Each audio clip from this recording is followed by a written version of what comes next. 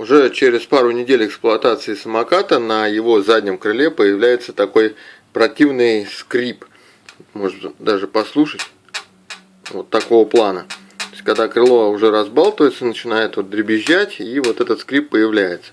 Появляется он между усилителем, который спрятан внутри крыла, и вот этим элементом, за который происходит зацеп, когда складываешь рулевую стойку.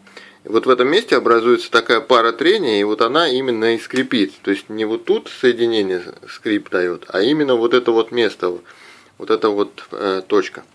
Поэтому ее можно смазать любой смазкой, которая у вас есть, аэрозольной. Просто вот так сюда надо ставить и нажав курок, немножко дать туда вот так вот смазочки. Она туда внутрь проникнет, хорошенько туда внутрь зайдет, и скрип на время исчезнет.